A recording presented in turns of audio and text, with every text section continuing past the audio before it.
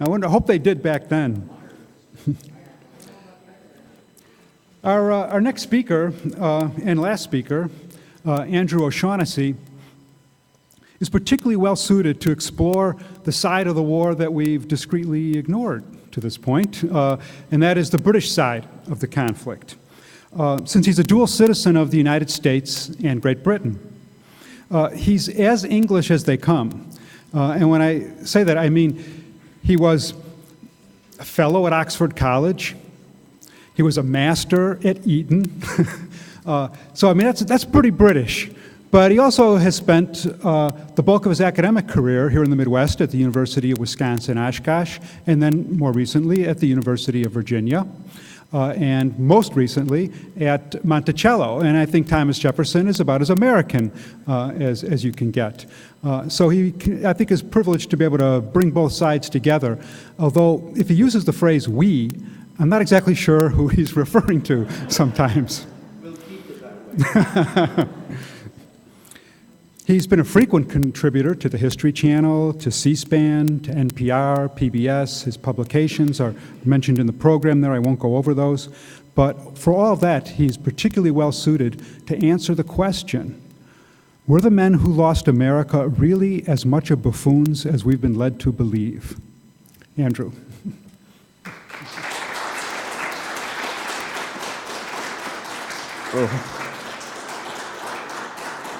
Thank you, Ted, and thank you very much to the National Archives and also the First Division Museum. They've really treated us royally, and it's a pleasure to be here. We know a lot about the Confederacy during the Civil War, but surprisingly little about the British side of the American Revolution. And I'd like to suggest at the outset that this side actually helps to make the war comprehensible, because for much of the war, the British were on the attack. They decided where and when it was being fought, although I would add the caveat that Washington could indeed be an aggressive leader, as Ed, in his excellent presentation this morning, reminded us. So that was not always the case, but it is much easier to follow the logic of the war through the eyes of the British and to understand what it was they wanted to achieve. So this book is 10 interlinked biographical cameos of the key political and military leaders in Britain and America who are blamed for the British loss of America. It was a war Britain should seemingly have won. Britain was on the cusp of becoming the world's first industrial nation at the time. It had the world's largest navy. It was a great period of cultural renaissance in Britain, and its defeat often seems almost inexplicable. I'll introduce you first to the rogues gallery of individuals in the book, some of which would be, of course, extremely familiar, like George III, but others of which, even to specialists, are surprisingly unfamiliar or not well known and have only ever had at most one biography.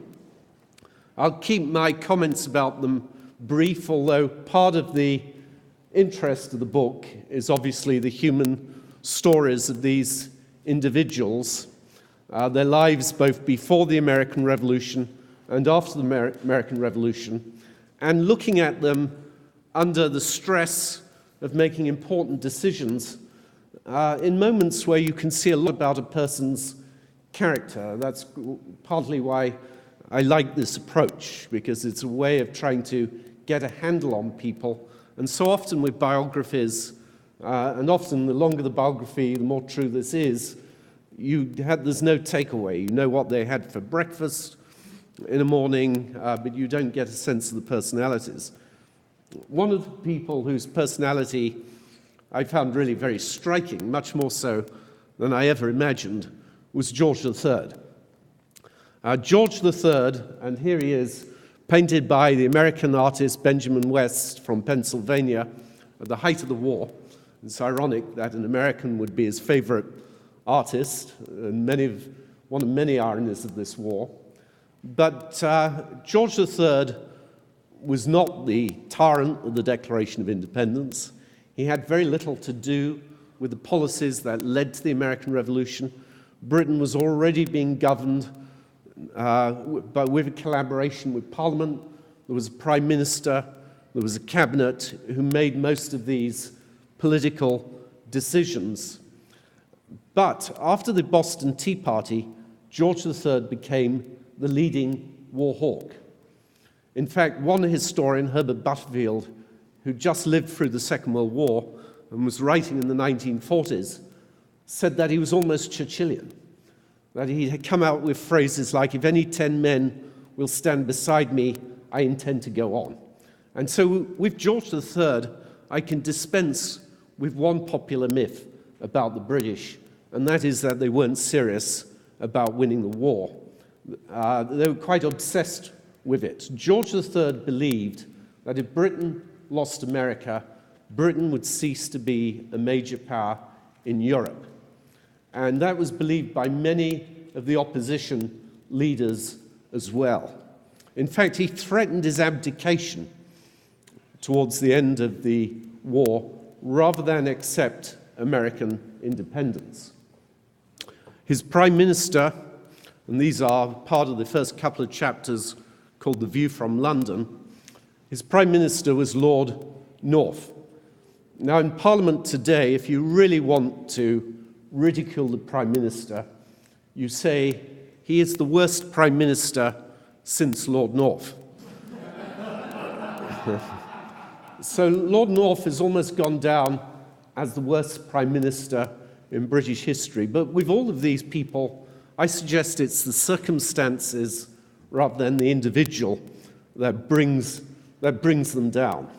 North actually was a brilliant financier who arranged all the loans that made it possible for Britain to continue, whereas his French counterpart, who oversaw the finances, at the end of the war, France was bankrupt. The French had to call the Estates General, and that led directly to the French Revolution. So just to have brought Britain through, despite a huge national debt before the war, which was over just 45% of all tax income went on servicing the debt, compared with about 3 or 4% in the modern United States, despite the huge size of our debt. That gives you an idea of the problem. North was also a brilliant orator. He could not just govern by patronage and corruption. He had to win the independence in the House of Commons. The majority of members of the House of Commons were unaffiliated. They could generally be relied on to support a government, but often in wartime, they switched allegiances. Lord North lasted more than any other prime minister in the 18th century, overseeing a war ministry. He was a brilliant speaker and a great wit, although when I once read examples of his wit out to, it was a general group in Charlottesville, they said, "Well, that's not funny." And then they got to the end of the chapter, and the story they loved of him, he met Isaac Barry. Isaac Barry was the member of the House of Commons who supported and championed the American cause. He was in opposition.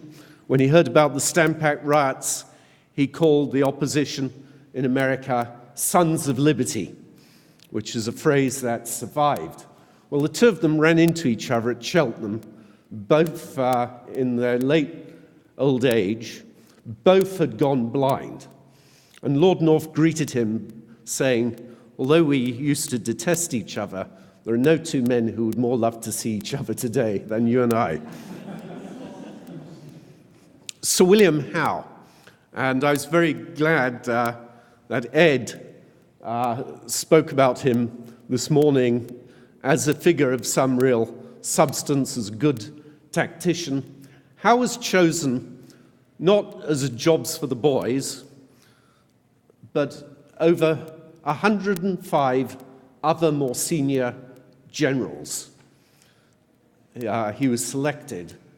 And he was selected because he was thought to have the skills that were best suited to the type of warfare that he would face here in America. The government recognized it wasn't going to be like Europe.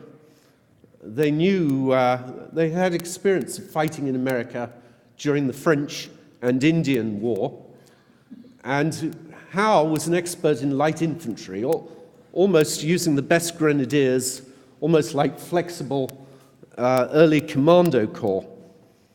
Howe insisted, though, if he served, that his brother, Admiral Richard Howe, serve with him. Again, this sounds like jobs for the boys, but Admiral Richard Howe actually proved to be an even greater figure in terms of his ability.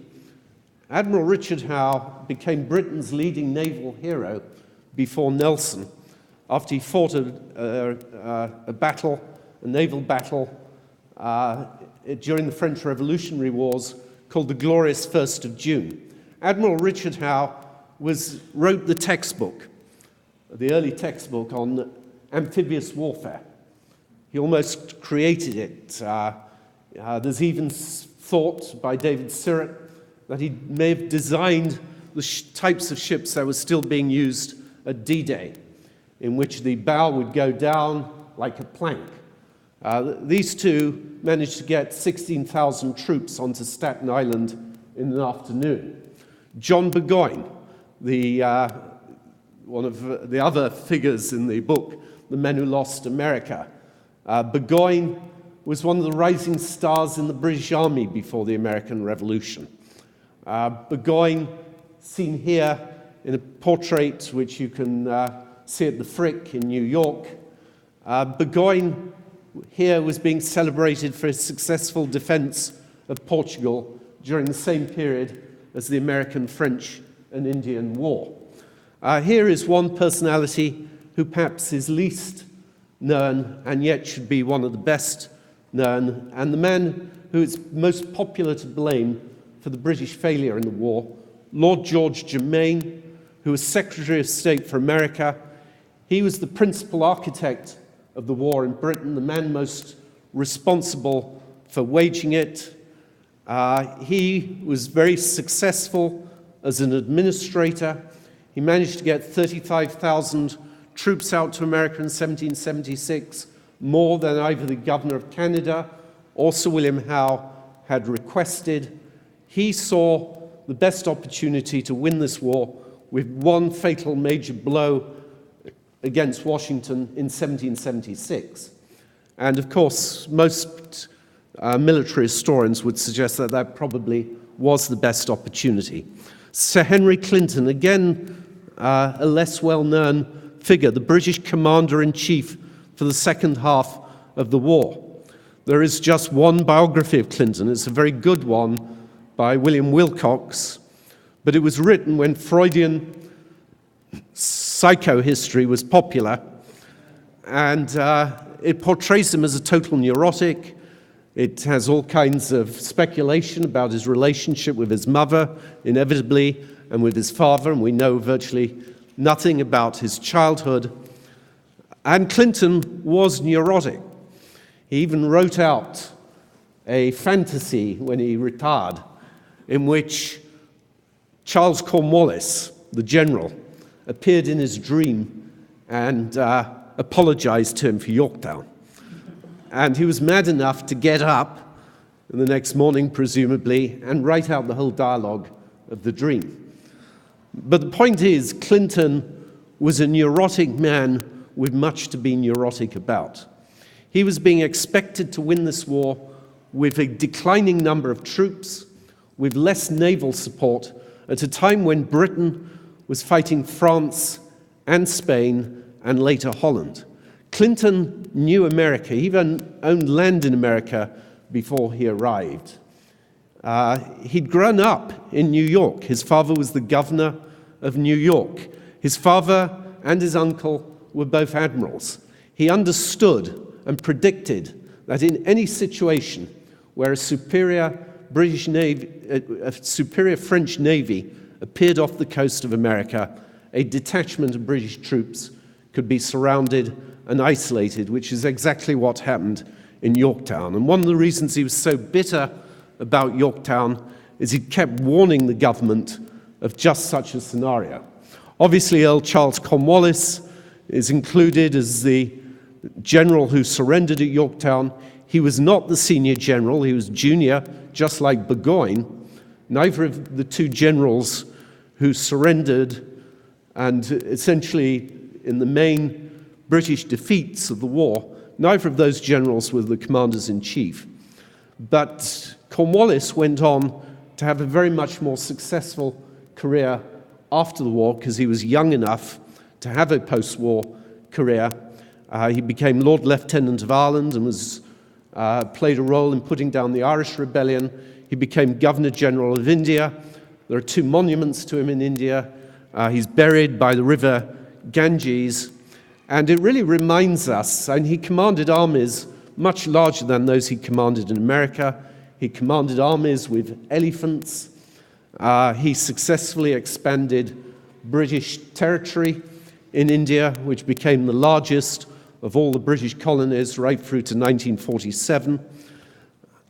He reminds us that in different situations, some of these people would have thrived. In other words, the difference between success and failure is often very thin. Horatio Gates defeated Burgoyne at Saratoga. Horatio Gates was himself defeated by Cornwallis at Camden in 1780. Gates fled 250 miles on horseback, about which Alexander Hamilton said very uncharitably, that was quite a fast pace for an old man. Sir George Rodney, the Admiral, one of the few people to emerge successful from this war, and the book is about not only failure, but the success of the British, because a few months after Yorktown, they defeat the French Navy at a battle called the Saints. He was the admiral. It allows Britain to extract itself from the war with the majority of the rest of its empire, including Canada, which America had been anxious to add. And finally, the Earl of Sandwich, whose name will be familiar to you because every time you go for lunch and you order a sandwich, this is the man, the fourth Earl of Sandwich, someone who was a workaholic, but also played hard as well, and who would roll a piece of meat between bread rather than go out for lunch. Sandwich was one of the most experienced administrators of his day. He'd been running the Navy and aspects of the Navy before many of the other ministers were born. In other words, there was a lot of experience. He was a veteran from the Army, interestingly, rather than the Navy. But the cabinet, the government in general, had more veterans in it, more experience of warfare than you would normally have found in a government. And I will just show you, before we move on from our cast, the British cover of this book, which amused me and shows that history is not entirely free from marketing. It doesn't have my middle name because the publisher wanted to make clear that I was from Britain and middle names are associated with the United States. It has many more redcoats on the front cover who look as though they're winning, somewhat like the redcoats outside here. In fact, I left before I didn't want to see the battle turn before the end. And it even has a slightly different subtitle. Instead of the fate of empire, it's the preservation of empire. Now, these personalities that I've talked about have been really the figure of satire. And this is most true in the movies. And I know you'll think that's a very low shot because all of you, especially reenactors, will be very critical of historical movies. But remember, it's the movies that most people get their history from. People will see a movie more often than they will have read a book on the American Revolution, very much more often. So I'm going to ask Rich if he's around, is he? Here he goes. Just to show an extract of Lord Cornwallis. Finished, my lord. I've taken it in at the back, added wider epaulets and looped gold braiding. It's a horse blanket. Oh, I don't know, my lord. It's really quite nice. Very nice, my lord. Very well, it's a nice horse blanket. Colonel Tarrington, why, after 6 weeks, am I still here in Middleton Place attending a ball in South Carolina when I should be attending balls in North Carolina? First, the theft of my personal baggage, including my memoirs, upon which I spent countless hours. Then half the bridges and ferries between here and Charlestown burned. Colonel, if you can't protect our supply lines against militia, how do you intend doing so against the colonial regulars or the French when they arrive? My lord, they won't fight like regulars. We can't find them. Colonel, they're militia. They're farmers with pitchforks. They're rather more than that, I'm afraid, my lord. Made so by their commander, this ghost. Oh, ghost, ghost, ghost. You created this ghost, Colonel. My lord. Your brutality has swelled his ranks, without which this ghost would have disappeared and I would be in North Carolina or Virginia by now. In my defense, my lord. Oh, enough, enough. Fine soldier, you are bested by a bedtime story. Give me the horse blanket. My lord. To our horror, our supply ship appears to have arrived. Yes, my lord, it has, yes. Then why am I still wearing this rag? My lord, your replacement wardrobe is aboard ship, but Colonel Tarrington thought it best to secure our arms and munitions first. They are being unloaded now.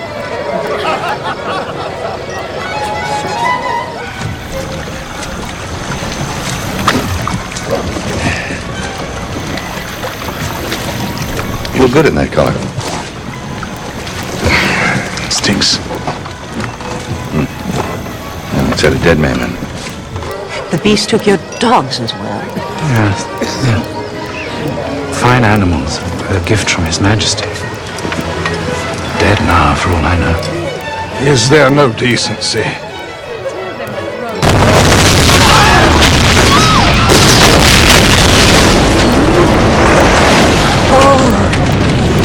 Oh, vile words, lovely.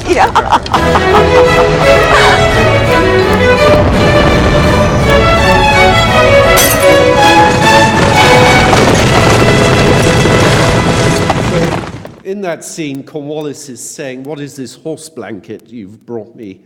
It's actually an immaculate scarlet uniform, and he's more worried about his sartorial elegance than he is about winning the war. There's another scene when he's got dogs, and he's always sitting at headquarters. He's never actually on campaign.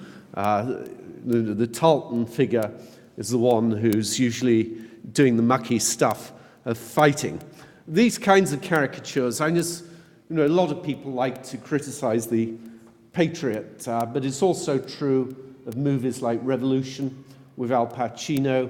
You'll find that there is genre throughout the movies on the American Revolution, and I would argue they're one of the reasons why we don't have a really great movie about the American Revolution, because when people see a war movie, they want to see a terrifying enemy and something that's a cliffhanger to the very end.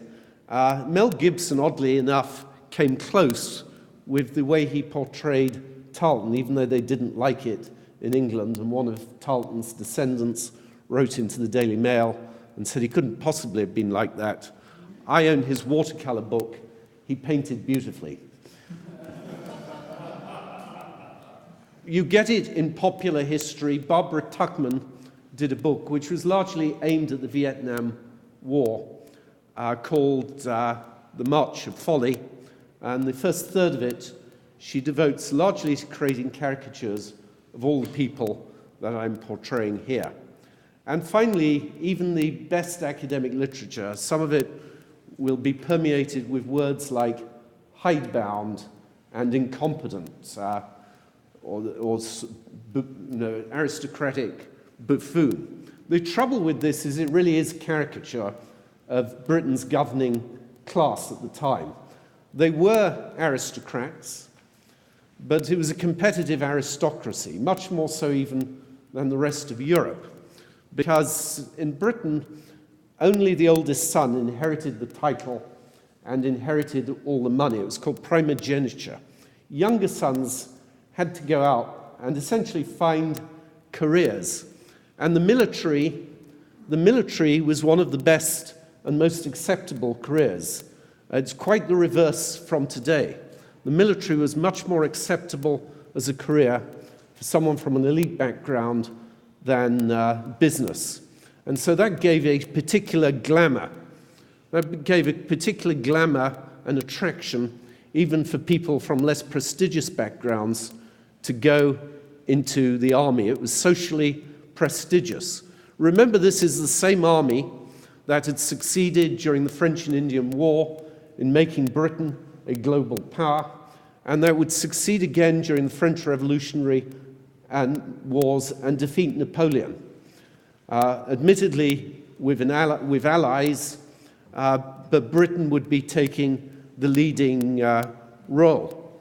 In fact, the real Cornwallis and most of these generals were more like modern-day military professionals. They came from families who had traditions and generations in the army. They started service in their early teens. They went to battlefields to gain more knowledge, to think about warfare.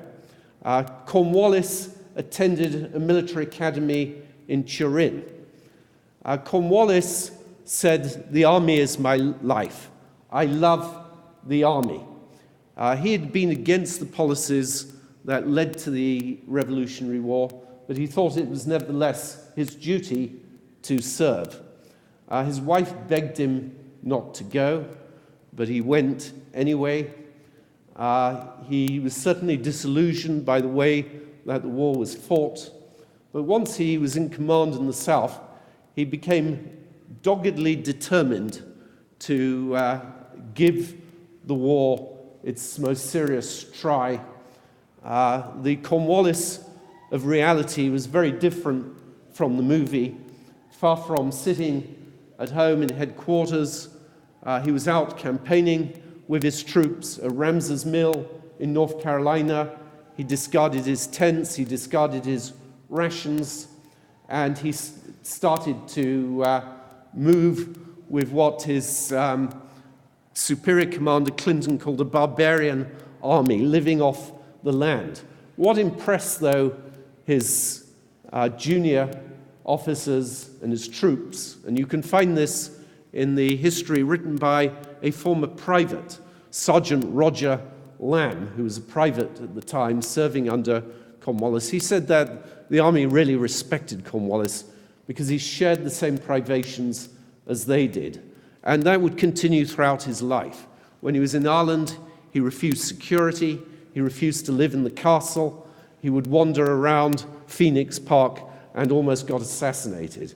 In India, he did away with all the pomp and circumstance, and this was the most aristocratic of all of Britain's commanders, and yet really the least pretentious of men. Similarly with the political leaders. These were veterans. I mentioned the government had more experience in this war than almost any government in the 18th century in terms of being filled with veterans, including people who'd been in administrative positions throughout their life. Lord North would go into Parliament for 3 days a week. David Cameron, or his predecessor Tony Blair, or Margaret Thatcher would usually just make an hour's appearance each week when they go up in front of Prime Minister's Question Time, and everybody thinks that's marvelous, the way they just stand and take the bullets. But Lord North would do this for 3 days a week. He'd arrive at noon, which was really when the sessions started to get going. He'd stay through the day, often through the night. Sometimes the sessions didn't end till 2 or 3 in the morning, often without a recess the next day. North would wait till almost the end and then make speeches of 2 hours without notes, during which he was regarded as being utterly brilliant in terms of his oratory. And you can see his oratory by reading the speeches today, his ability to deflect his opponents. He was a very capable parliamentary manager.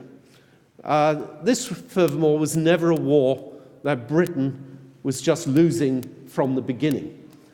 It wasn't just a linear series of defeats, as we're reminded again by this morning's paper on Brandywine in 1777. The British continued to look possible victors almost to the very end. In 1780, the British under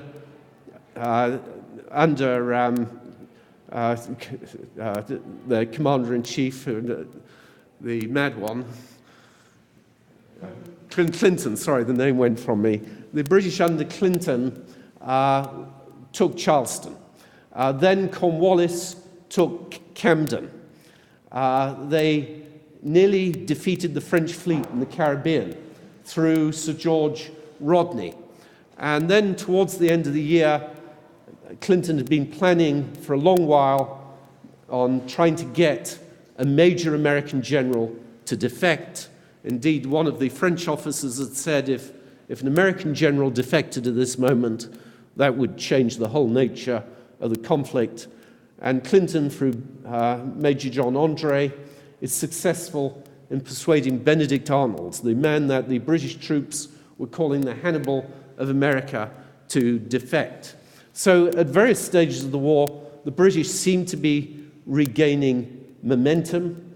Just months before Yorktown, the war still looked winnable. Washington was writing, "It's now or never." Washington was even worried after Yorktown. There are a couple of new books about the period after Yorktown arguing that the situation was still quite vulnerable in America. It was a war where there were opportunities to defeat the British much earlier. There were several opportunities which Clinton recognized. The main problem was always coordinating the French fleet and the Continental Army. It was much more difficult in that respect for the Americans than the British. But what I'm basically presenting here is a group of substantial, able individuals who are facing conditions that almost preclude success. I would never say that the outcome of a war is inevitable, because historians are too well aware of the role of chance and personalities, but the conditions largely precluded success. Now, I've got a few minutes, and I want to just give what I think are some of the major reasons why the British, in fact, fail. And it should open up a good discussion, because many of you will have thought about this issue numerous times and have some of your own thoughts. But one of the major reasons, it seemed to me, was that the British had an army of conquest, not an army of occupation. At some stage during the war, they took every American city, because nearly all the cities were on the East Coast. And yet, whenever they tried to take territory, their position came apart. That was what happened in New Jersey in the winter of 1776-7. That is what happened in Pennsylvania in 1777. Even though Washington complains that there are a lot of loyalists there and that at times his army doesn't get the traction he wants. And it happens, I think, most vividly in South Carolina and North Carolina in 1780 and 81. Remember, Cornwallis destroyed captured much of the Continental Army in the South at Camden, what remained of it after the taking of Charleston. Seemingly the whole South was open territory to the British. But then they faced insurgencies led by what are today modern folk heroes, people like Thomas Sumter and Francis Marion. Their position very quickly comes apart. The British did not have an army of occupation, partly because their resources would not have allowed them to occupy America. Their army just wasn't big enough. It was less than the sixth largest army in Europe. It was much smaller than Russia, Austria, France. The cost would have been too great. But most importantly, they never expected to have to occupy America. The British thought that the majority of Americans would support Britain. And that, you could say, is a blunder. That is incompetence, seemingly. But in actual fact, that assessment was based on very good sources coming out of America. It was based on some of the British soldiers in America. It was based most specifically on what American loyalists were telling Britain. It's always the case in wartime, especially in a revolution, which is often a civil war as well as a revolution. It's often the case that the ground situation is fluid and that it's almost impossible to read. There's a man called Jones, who's a Chief Justice up in New York in this period, and he said, you never knew what your neighbor was thinking. It was very difficult to determine their viewpoint.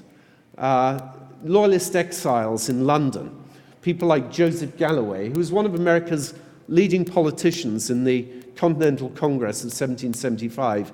Galloway was telling Britain, at the time of Yorktown, 4 out of 5 Americans are loyal. By the last stages of the war, people like Cornwallis are using the word experiment. And the experiment was to find an area of America which was densely populated by loyalists. In some ways, the British didn't absolutely have to win the Revolutionary War. It wasn't an either-or. They could have created a Canada in the south. They might have held on to east and west Florida, which went right through to the Mississippi and included the modern-day Louisiana land territory. They might have held on to Georgia, which was one of the few states they successfully took. They might have taken South Carolina, but they didn't. And often they found themselves facing a more numerous opposition, despite all the difficulties of recruitment in the Continental Army and all the problems that Washington was facing. What is really telling to me is that before a shot had been fired at Lexington and Concord, the British had lost control of the assemblies, the courthouses, and the militia. In other words, if we were to use the modern newspeak, the Patriot base was motivated. Today you will still see textbooks saying Loyalists and Patriots were roughly the same in number. There were a third Patriot, a third Loyalist, a third neutral. But when you look at what actually happened, when Burgoyne marched south from Canada, he outnumbered Philip Schuyler, his opponent in the Continental Army. But when he got to Saratoga, he was outnumbered 4-1. And that included, of course, militia as well. He complained that people were appearing from places that he didn't even know were populated in what is now areas like New Hampshire. He said that they are like the many-headed hydra of classical mythology. When you chop off one head, another two appear. And behind the subtext of the evidence he gave in Parliament, in which the opposition party naturally wanted him to blame the minister and blame Germain for not giving clear enough instructions. But behind all of that, and the same is true in Howe's testimony, they both encountered far more opposition than they expected. Burgoyne really did believe once he took Ticonderoga, the rest was open country down to Albany. So that seems to me a very basic reason. This problem of the British army being too small got even greater after 1778. This is the only war virtually in modern British history, other than 1940, where the British did not have a single ally. And they were fighting a global war against France and then Spain and Holland, in which their army became overstretched throughout the world. Stephen Conway's estimated that by the end of the war, the British had about 200,000 men mobilized in some part of the world, including England. For the last 3 years, from 1778 to 1781, every summer, the British faced an invasion force, a combined invasion force in 1779 and 80 from France. One of the invasions was going to be partly led by Rochambeau and the Marquis de Lafayette. Those were the most serious invasion threats since the Tudor times and since the Armada of 1588. Someone like Lord Sandwich had to be much more concerned with Britain's defense than with what was going on in America. The British were distracted by Ireland. A third of the British force was always kept in Ireland as a garrison. And this would have had to happen if the British had won the American Revolution. They may have had to keep garrisons that would have been beyond their ability. A third of the army was kept in Ireland throughout the peacetime years.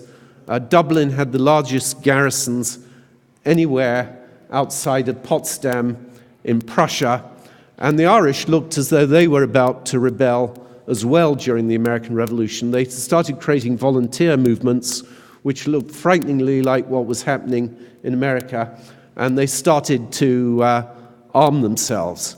So the real problem was that the British army was simply too overstretched. After 1778, the main focus of the war is no longer North America, which is why Clinton was so upset. It was actually the Caribbean and Europe. The problem for the generals is that the very presence of the army in America alienated Americans. To the extent that people were changing sides and changing their views, the war of opinion went against Britain. The generals understood the psychological elements of the war. Sir Henry Clinton actually used the word hearts and minds. The exact phrase he used is that we need to win the hearts and subdue the minds of America. But his problem was that his troops were plundering, that they were increasingly perceived as foreign, that they increasingly perceived their opponents as foreign, and they were becoming like two traditional enemies. The government was also fighting with an administrative system that simply wasn't capable of waging a war 3,000 miles away and sending 33 tons of food, or providing for 33 tons of food a day for the army in America. They thought they would be able to provision the army in America. That never happened. The final reason I will end up with, because I think we should open this for discussion, because in many ways it helps to summarize and helps us to think about the whole topic we've discussed today. The final reason the British failed was not just military defeat. When George III heard about Yorktown, he said, "We're going on. This isn't the end. We will continue." And so did Lord George Germain. Washington, as Ed will tell you, was very nervous that his troops in America were going to start sitting on their laurels. He was almost panicked. He begged de Grasse to stay in America, to mop up the British garrisons in Savannah and in Charleston and attack Clinton in New York. It was opinion in Britain which changed. The majority of newspapers had been against the war for much of the time period, but by early 1782, the government could no longer sustain majorities in Parliament. In March 1782, Lord North did not feel that he could continue to command a majority, and he resigned. The opposition leaders who George III had tried to keep out came into power, and they were committed to a full withdrawal of America. But the outcome was not nearly as bad as most had feared. They did indeed retain Canada. The Articles of Confederation signed by the different states had included a 14th article which would have included Canada. So I'm going to end by saying that the book, North of the Border, could also be remarketed as The Men Who Won Canada.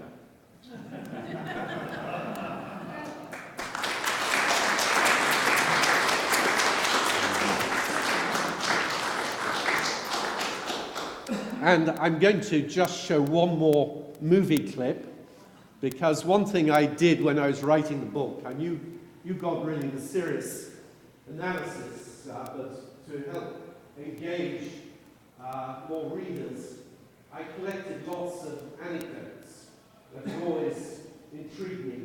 And one of the anecdotes I always loved, and that is fully described in the correspondence of John Adams, was John Adams meeting George III. Remember, Adams was on the committee that drafted the Declaration of Independence. Adams became the first diplomatic representative of the United States of America to the Court of St. James's in London. And this is from the movie or series John Adams. And all of the dialogue in this is based perfectly on the words in Adams's letter. Rather like Clinton, he ran away and wrote the dialogue out.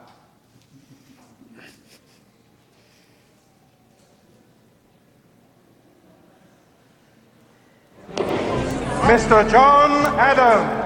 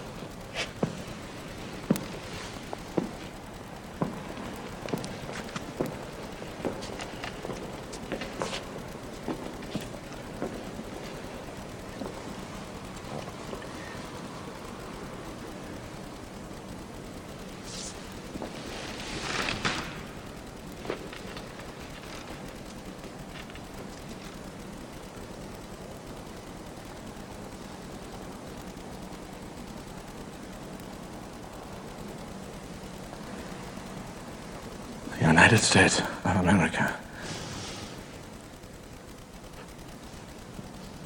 The United States of America have appointed me Minister Plenipotentiary to Your Majesty.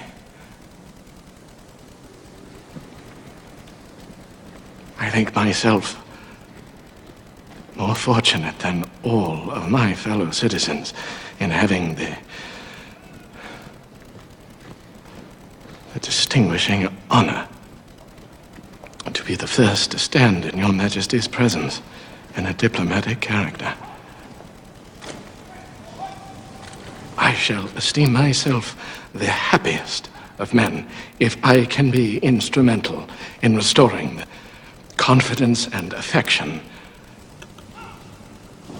or in better words, the good old nature and the good old humor between peoples who, though separated by an ocean and under different governments, have the same language, similar religion,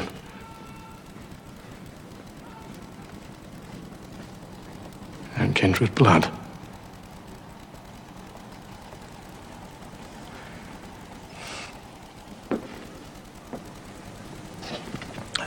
Majesty's permission to add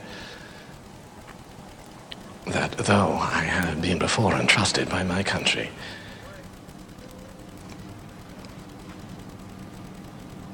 it was never in my whole life in a manner more agreeable to myself.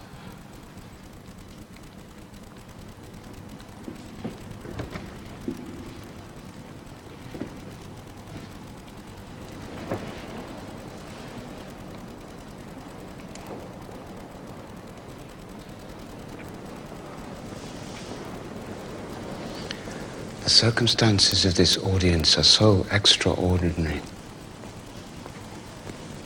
The language you have now held is so extremely proper, and the feelings you have discovered so justly adapted to the occasion, that I not only receive with pleasure the assurance of the friendly disposition of the United States, but that I am very glad that the choice has fallen on you to be their minister. I will be very frank with you. I was the last to consent to separation. But the separation having been made and having become inevitable, I have always said, as I say now, that I would be the first to meet the friendship of the United States as an independent power.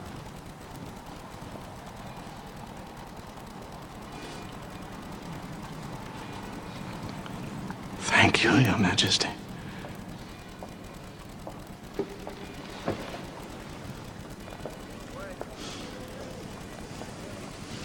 There is an opinion among some people, Mr. Adams, that you are not the most attached of all your countrymen to the manners of France.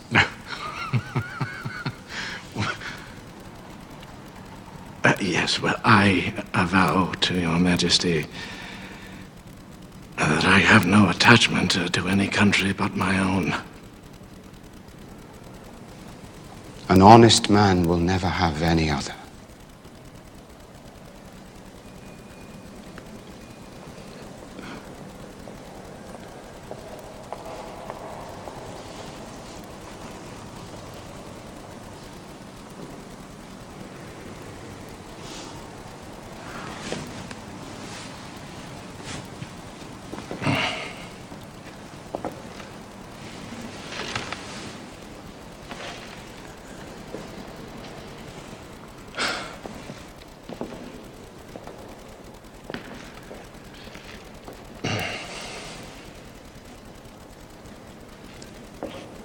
I pray, Mr. Adams, that the United States does not suffer unduly from its want of a monarchy.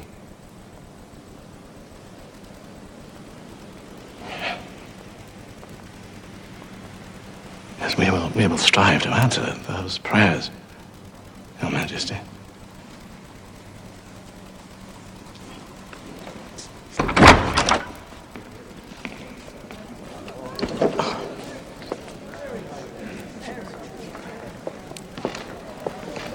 In the letter, he says both of them were trembling. The language was so magnanimous on both sides that I started the chapter on George III with that description. But he treated Jefferson very differently when Jefferson arrived a few months later. Jefferson was not known as being so attached to England and was known as much more pro-French. Anyway, I'll take some questions or suggestions or thoughts.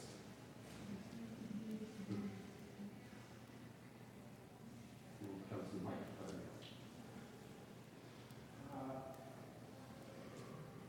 A wonderful presentation. Did the British give George Washington the credit that he deserved for helping to win the American Revolution? I mean, there's that famous story that Lincoln told about, I don't know who it was, went somewhere and was asked to use the privy and had a picture of George Washington in there, I'm sure you know that story, but I mean, did the English generals give Washington and the American Army the credit they deserve? I'm very much, apart from the early issue of his title, he was treated afterwards with tremendous respect, not least by the British press. The British press was worse than it is today in terms of its gutter tabloid journalism. The government, the generals were constantly figures of ridicule. Congress was ridiculed, but they never ridiculed Washington. Today in Trafalgar Square, next to Britain's greatest hero, or at least most popular hero, Lord Nelson, there is a statue of George Washington. When Washington died, there was a full-gun naval salute by the British Navy. He did have a special place. When George III heard from the artist Benjamin West that Washington was stepping down as head of the army and just going back to Mount Vernon, George III said, "He is indeed then a great man." Yes. British strategy seems to have been divide and conquer in terms of the colonies. What culminates in the Saratoga campaign, isolating the Hudson River to sort of bisect New England, the Carolinas campaign because of the large amount of Tories. I know that's a main argument in the book, The Road to Guilford Courthouse. Georgia, as you had said, has already been pretty much knocked out of the war. Did that strategy start from the commanders in America, or was that something that was exported from Britain to them from the political power structure? Well, the strategy in the Northeast for much of the first half of the war was a strategy that had even been suggested by Gage. It was something the British had thought about in the French and Indian War, and that really arises from America.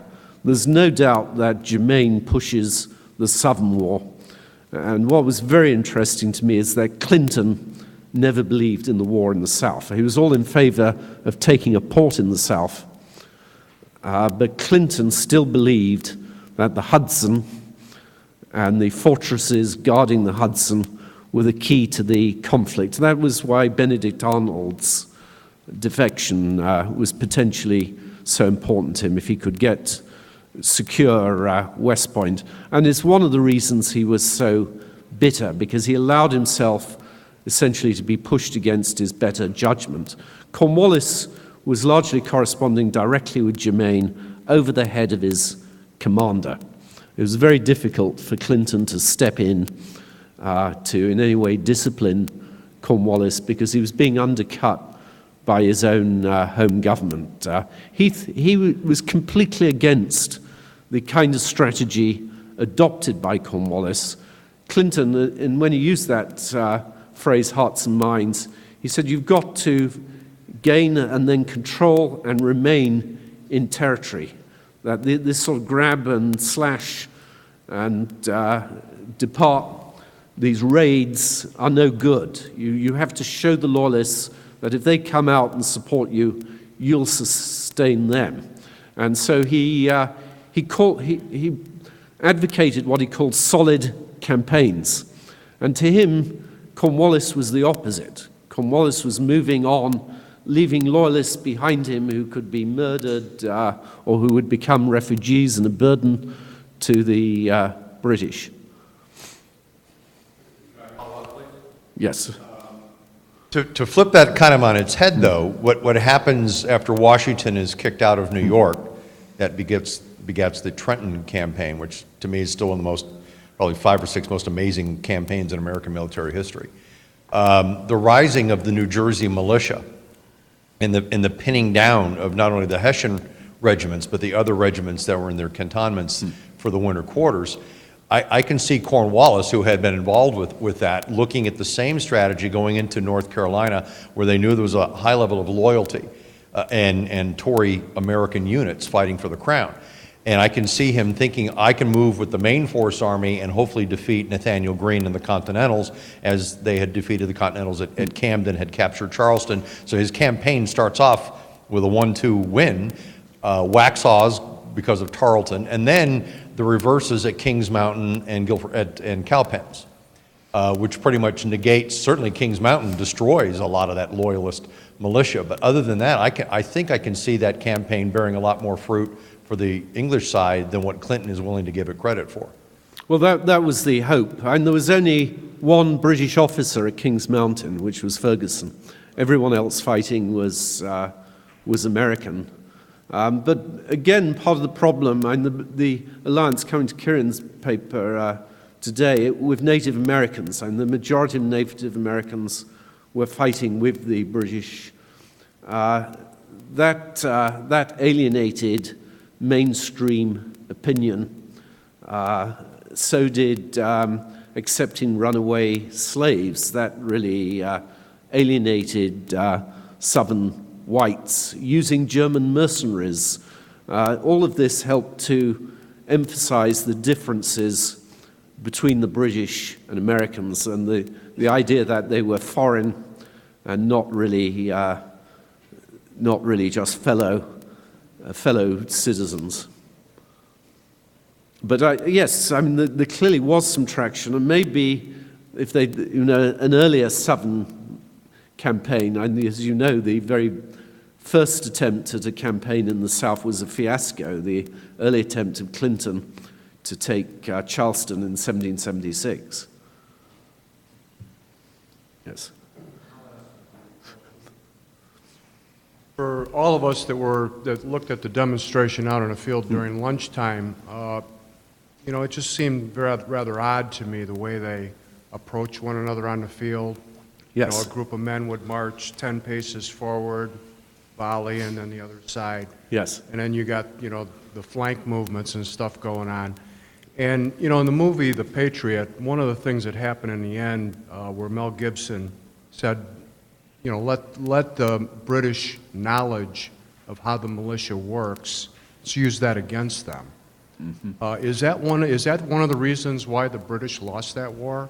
Because they refused to acknowledge the militia-type warfare, the Indian-type warfare, backwoods warfare, whatever you want to call it. Their refusal to acknowledge that as a viable means to win a war. Is that the problem? Well, Germain, in the early part of the war, wrote a remarkable letter in which he talked about how the British would face just that kind of war. Burgoyne also anticipated fighting that kind of war, and one of the reasons he took a lot of artillery is he thought one of the best ways to move militia positions was to essentially thunder them with artillery. So there was an anticipation of that. What they did, though, was to underestimate the skill of their opponents. They grossly underestimated it in the early stages of the war. They never had a great respect for the militia, but then nor did Washington. And the militia's strength really came, as in the South in 1780-81, when they could cut British supply lines and cause the British to have to leave garrisons behind as they moved further north.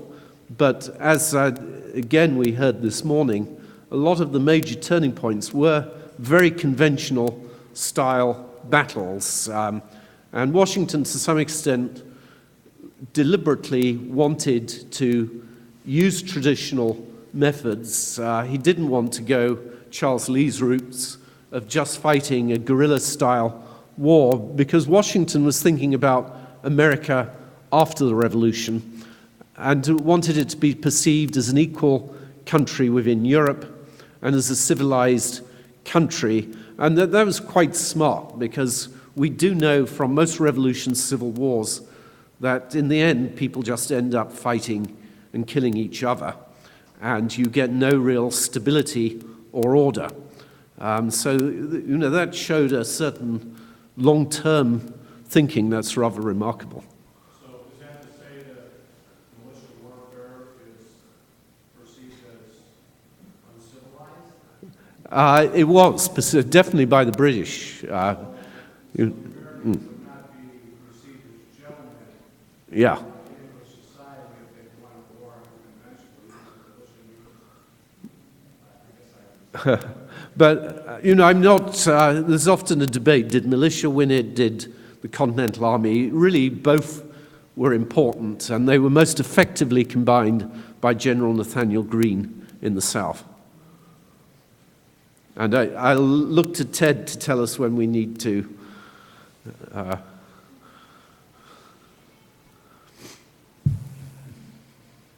Andrew, you spoke of the British having an army of conquest when they needed an army of occupation, and I agree with you, certainly.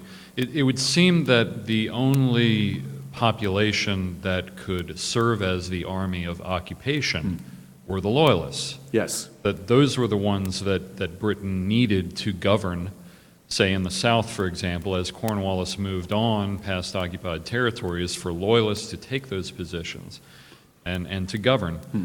So should we be looking more, instead of at the failure of simply the British, at the failure of the Loyalists to serve that role? No, I think that's very justified. The Loyalists were always a double-edged sword because they often had axes to grind with their fellow citizens and would often go on revenge missions, which they were doing right to the time when the British finally evacuated. As you know, outside New York, there were incidents with Benjamin Franklin's son, Sir William Franklin, of Loyalists going out and killing people that nearly led to reignition of the war. I did want to come back to this issue of civility because I realize it seems dumb, the idea you have to win wars in a civilized way, but Americans were obsessed with this and very concerned, and you do see it in all of these founders, that they would be accepted on an equal level with Britain. Washington ordered his clothes from Britain really till the end of his life. A lot of the way he conducted the presidency, a lot of the protocol was not unsimilar to the courts in Europe, even though clearly they tried to play down monarchical elements. You look at Jefferson's Monticello, that entire house, and I'm lucky enough to work there and go there each day, but that entire house, he's both emphasizing his American character, but he's also emphasizing how America, its history and its traditions are descended from Europe. So he wants to have a lot of what is finest in Europe in that house, but also make an assertive statement that America can bring the arts and to bring life to a new stage of perfection because it's based on the consent of the people. There's a fun book called Unbecoming British, in which the author deals with the difficulties Americans faced really finding their own identity and working out who they were in the decades after the war. Thank you.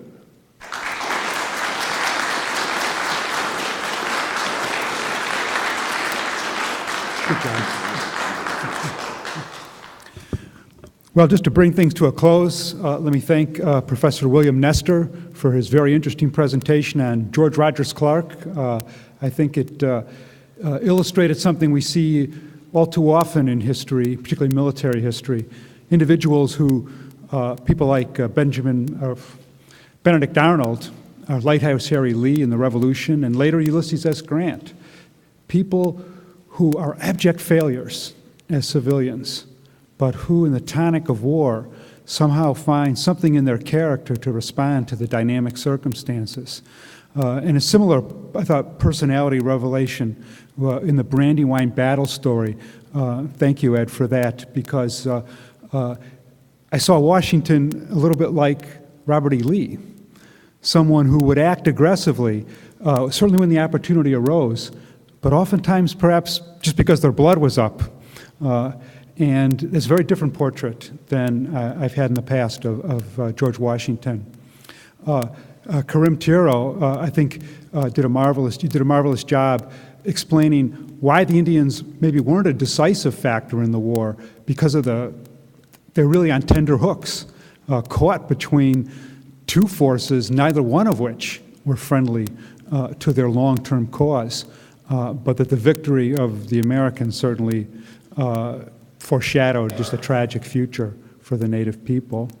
And Andrew, how could the British lose this war? They control Canada, they control Florida, they got Indian allies in the west, they got the mightiest navy on the coast, and then they're trying to occupy one of the largest spaces of land ever attempted by an army. Napoleon fails in the Iberian Peninsula a little bit later. He fails in Russia, certainly more miserably. So I think you're right, your concept of the army of occupation, it's an interesting insight. And to me, it brings home just how marvelous and fortunate it was that the Union Army was able to go ahead and subdue a very large area with a hostile population during the Civil War. So thank you for that. It was a wonderful afternoon, and I hope all of you can come for the Civil War program on October 5th. And please fill out your forms and turn them in at the desk as you're leaving. Good afternoon.